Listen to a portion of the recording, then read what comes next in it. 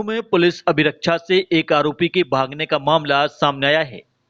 राजस्थान से पकड़कर लाया गया 2000 का इनामी सह आरोपी संतोष पटेल पुलिस अभिरक्षा से रात के अंधेरे में फरार हो गया।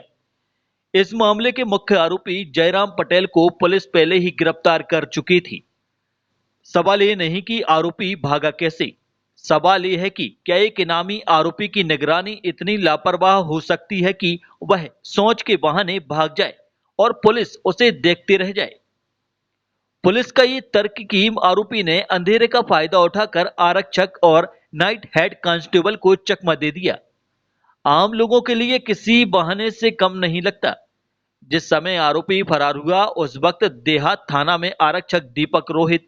Night head constable Lakhan Rai और नाइट ऑफिसर वीरेंद्र सिंह तैनात थे, जबकि पूरे थाने की जिम्मेदारी थाना प्रभारी रचना मिश्रा के पास थी। अब ये फरारी सिर्फ निचले अमले की चूक मानी जाए या फिर थाने की पूरी व्यवस्था पर सवाल खड़े करती है। पुलिस कह रही है कि लापरवाही पाए जाने पर कार्रवाई होगी, लेकिन सवाल यह है कि क्या ये कार्रवाई कागजों में सिमट कर रह जाएगी या फिर वास्तव में जिम्मेदारी तय की जाएगी।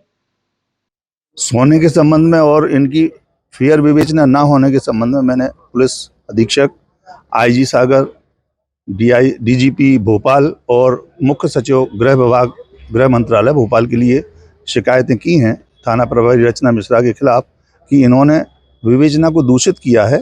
और दूषित विवेचना के चलते इन्होंने ना तो पुलिस के द्वारा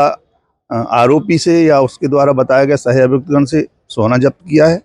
और ना शो किया है, जबकि ऐसा नहीं है कि सोना जब्त ना हुआ हो या नकदी जब्त ना ही हुई हो, लेकिन इस बात को शो नहीं किए जा रही है, जिसके कारण से मुझे लगता है कि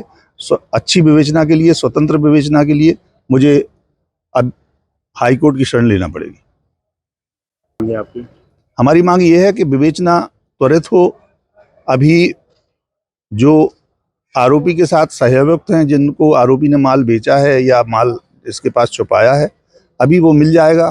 तो खर्च नहीं हो पाएगा और खुर्द-बुर्द नहीं हो पाएगा। तो अभी अगर ये सब चीज़ें हो जाएंगी, और हम चाहते हैं कि रचना मिश्रा जो दमोह देहात थाना प्रभारी हैं, उनको पुलिस अधीक्षक महोदय के माध्यम से मैं अपील करता हूं उनके लिए कि वो रचना मिश्रा मैडम जो दमोह देहात थाना प्रभारी हैं, उनको लाइन अटैच करके उनके खिलाफ जांच करे और हमारा सामान हमें वापस दिलाए। इस पूरे मामले की जड़ उसी चोरी के प्रकरण में है, जिसमें पीड़ित एडवोकेट नारायण गर्ग शुरू से ही पुलिस की भूमिका पर सवाल उठाते रहे हैं। 2.5 किलो चांदी, 14 तोला सोना और 7 लाख रुपए की नकद चोरी के आरोपों के बीच सीमित बरामदगी और अब उसी केस का सह आरोपी पुलिस कस्टडी से फरार हो जाना संदेह को और गहरा कर रहा है।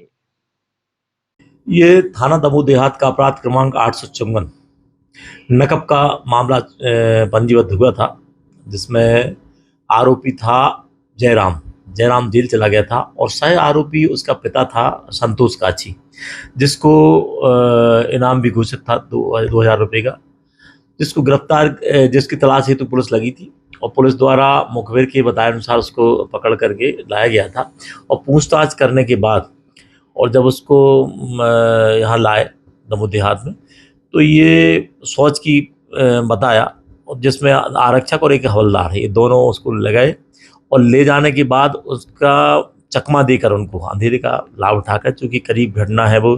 4:30 के आसपास, 4:15 के बीच की बात, लेकर भाग गया, खेत के पीछे तरफ भागा खेत में, जिसमें इन लोगों ने तलाश करने का प्रयास किया है, परंतु आरोपी अभी नहीं मिला है। टीमें लगी हुई है तलाश में लगातार। चूँकि आरोपी पुलिस की वैध अभिरक्षा से भागा है, अतः इसके खिलाफ अपराध धारा 262 BNS के तहत प्रकरण पंजीबद्ध किया जा रहा है और इसकी तलाश की जा रही है। ये कब पकड़ा गया? ये कल पकड़ा गया था रात में। पुलिस कर्मियों पर भी कोई कार्रवाई हुई है? अब वो पुलिस अधीक्षक महोदय को प्रतिवेदन भेजा जाएगा, जिसकी लापरवाही पाई जाएगी जांच में तो उसके खिलाफ दंडात्मक कार्रवाई। सर, ये मुख्य आरोपी था, इसके पास ये जेवरात और नकदी थी, सर ये बात नहीं, मुख्य आरोपी जयराम था, ये सह आरोपी था, पर इसके पास भी उसके द्वारा बताया कि इसके पास भी हो सकती है उसका जो चोरी का वो सामान, उसी की पूछताछ के लिए इसको लाया गया था और जो आरोपी भाग गया है। सर, लगभग 40 लाख रुपए की चोरी बता रहे थे जिनकी फरियादी थे सर, और सामने वाले के पास थोड़ा सा ही माल मिला था, तो बाकी इसके पास बता रहे थे 40 लाख नहीं है, ये करीबन 7 12 तोला सोना था, कुछ मिला है उसमें, कुछ चांदी थी और नकदी रुपए भी थी। इस प्रकार से उसमें कुछ माल बरामद हो चुका है उससे, और माल बरामद होना शेष है। तो उसमें पूछताछ के लिए लाया गया था, वो जानकारी उसके बयान भी पूछताछ किए गए थे, परंतु आरोपी भाग गया।